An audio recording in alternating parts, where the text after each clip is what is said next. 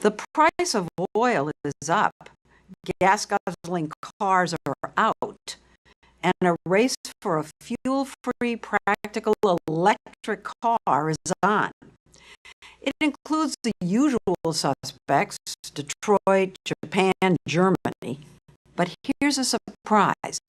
A newcomer with no experience at building cars has entered the race, Silicon Valley. The jury is still out on whether electric cars can ever really be practical. But the computer geeks in California are betting that their inventiveness can beat out Detroit's cumbersome bureaucracy in producing a viable electric. One of the reasons electric cars have never taken off has been battery technology. A few years ago, someone wondered, why not use the batteries they put in laptop computers called lithium-ion batteries? That's when the environmentally conscious high-tech industry in California jumped in. This is the first all-electric sports car, the Roadster, made by Tesla Motors, a small startup in Northern California. Yeah, you can floor it. No problem. It'll be fine. All right, here I go. Ready?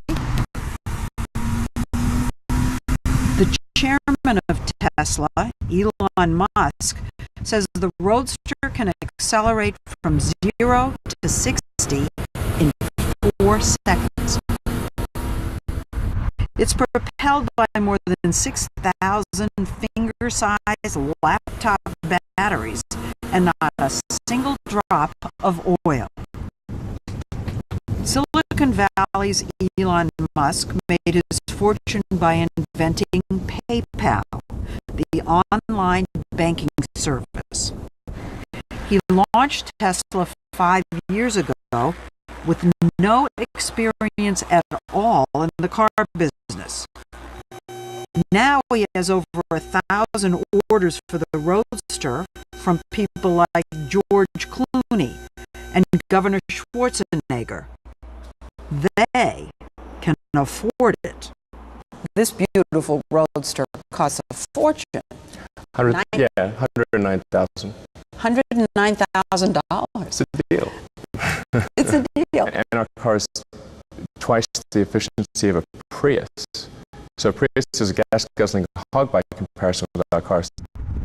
He says the Roadster can go over 200 miles before you have to plug it in to any ordinary wall outlet. It can take anywhere from 4 to 30 hours for a full charge. It's very easy. It's just like plugging in a hairdryer. It's super simple. Yeah? Even a girl could do it. Is that what you're trying to say? Even a girl. From the beginning, Musk wanted to prove that innovative and nimble Silicon Valley could build a better green car than lumbering, bureaucratic Detroit. Outside of Detroit, everybody thinks Detroit is dumb. Well, they think you're hidebound. Yeah, same thing. Bob Lutz, vice chairman of General Motors, is the man in charge of developing their new products. And he says he owes Tesla and its Roadster a debt of gratitude. If a small Silicon Valley startup believes that they can do a commercially viable electric car, are we going to sit here as General Motors and say, well, a guy in California can do it, but we can't? Now, that didn't sound very good. It's embarrassing. Yeah. And so the race was on, with Lutz overseeing the research and development of the Chevy Volt, which is a 4-door family electric. So you see that it's got twin screens. The Volt is not purely electric. It's called a plug-in hybrid. It'll drive on battery power alone for 40 miles. Go beyond that, and a small gasoline engine kicks in to recharge the battery while you keep driving. 78% of trips in the United States are under 40 miles a day. If all those people had volts, you would have 78% of Americans basically never using another drop of gasoline. Everything about the Volt, he says, works like a conventional car, except there's no noise. There's one thing we can do for people who miss the sound of the engines. We sell them a CD with various engine sounds, so you'd be able to pick Ferrari V12 or, Le Mans Corvette. A car that can go up to 40 miles before it uses any gas at all. GM is already touting the car in TV ads, even though they don't yet have a working prototype. The real trick on the car is software. The car needs to know where home plate is.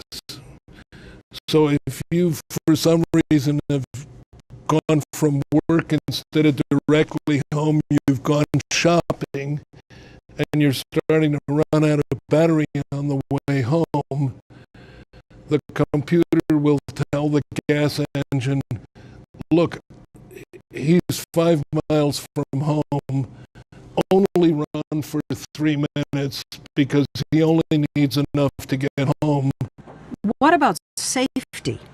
In 2006, Dell was forced to issue the biggest recall in electronics history when its lithium-ion batteries burst into flames.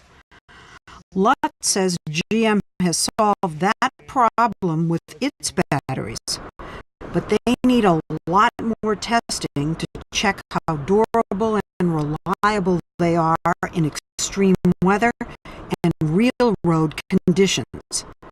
Still, Lutz insists the Volts will be in dealerships in 2010. We've spoken to people who say, Lutz is crazy. They cannot do this by then. It's just not going to happen. Right. We'll see. Somebody's going to have egg on their face. It was GM with egg on its face in the late 90s for killing off its first electric cars, the EV1s, and then crushing them into scrap metal, which fueled theories that GM had conspired with the oil industry to get rid of the electric car. I think even our lawyers now would admit that perhaps crushing them was not the smartest thing in the world to do. I get emails that say, I hope you enjoy the billions that you got from the oil companies, you swine. It's that history and his record of promoting SUVs and the Hummer that make people wonder about Lutz's new role in developing GM's new green cars. So let's talk about your own personal carbon footprint. Yes. How many helicopters do you own? I have one and my wife has one. She's a commercial pilot. Yeah. How many jets do you have? I have 2. Now, you have a terrible reputation with environmentalists, as you well know. No, actually, some of them kind of like me, but go ahead anyway. Well, they don't like what you said about global warming. Right. Do you want to repeat what you said about global warming? Of course not, because this is a family network. You don't think there's global warming? Is that really true? You know, I'm not going to get into this because You got into so much trouble when you said it the first time. that could be right. Yeah. What Lutz said in January is man-made global warming is a crock of shit. So he's no environmentalist. But